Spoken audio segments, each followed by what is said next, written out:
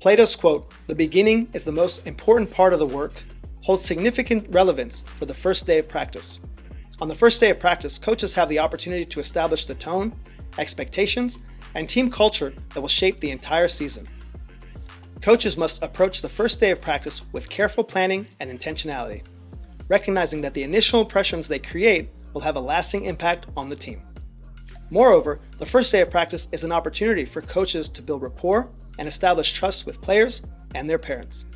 By demonstrating professionalism, enthusiasm, and a genuine interest in their players' well-being and development, coaches can lay the groundwork for strong relationships that are essential for a positive and successful experience. Additionally, coaches must use the first day of practice to instill a sense of purpose and commitment in their players. By articulating clear goals, values, and expectations, coaches can inspire players to approach each practice with focus, intensity, and a willingness to learn and improve. In this lesson, we'll cover important items you'll want to go over on day one of your first practice for this upcoming season. For starters, some of your players may not know each other. Kicking off day one with an icebreaker game can be beneficial for several reasons. It can help create a positive and welcoming environment, help you get to know players by getting insight into their personalities, and can help set a fun and engaging tone for the rest of the season. Some examples are playing the name game, or two truths and a lie, or perhaps asking basketball trivia questions. Whatever you decide to do, it's important to try and engage with all of them in a welcoming manner, as many of them may be feeling nervous. Covering key components of the coaching philosophy you develop with your team is important on the first day.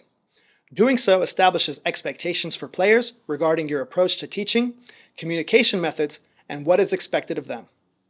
Outlining core values and team goals on the first day will provide clarity, direction, and motivation, laying the groundwork for a successful season. Sharing your coaching philosophy with parents and communicating what you hope every player gets out of this experience is beneficial so that it's clear and potentially reinforced in the home.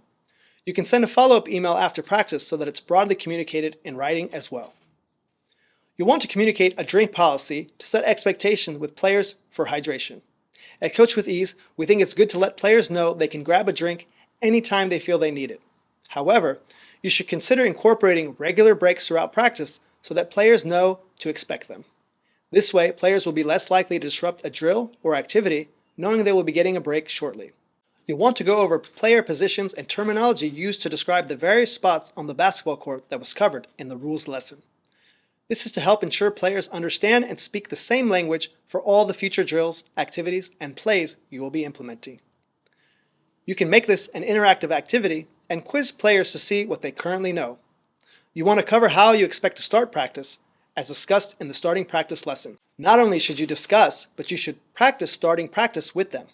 This will be a good test for the next practice session to see how they execute against your instruction. Regardless of the level of experience, it's important to cover the triple threat position, the most fundamental stance in basketball. It allows players to effectively threaten the defense with three potential offensive actions: shooting, passing, and dribbling. Emphasize the importance of footwork and balance by teaching players to stand with their feet shoulder-width apart and knees slightly bent. They should be staying on the balls of their feet for quick movements and pivoting. Use this opportunity to explain what a pivot foot is in the context of the rules of basketball. Be sure to revisit this in future practices and add more progressive components such as incorporating jab steps and ball fakes. Players can practice this in various drills you'll be running throughout the season. Lastly, you want to develop a way to close out practice and will need to outline expectations to your players at the end of your first day together.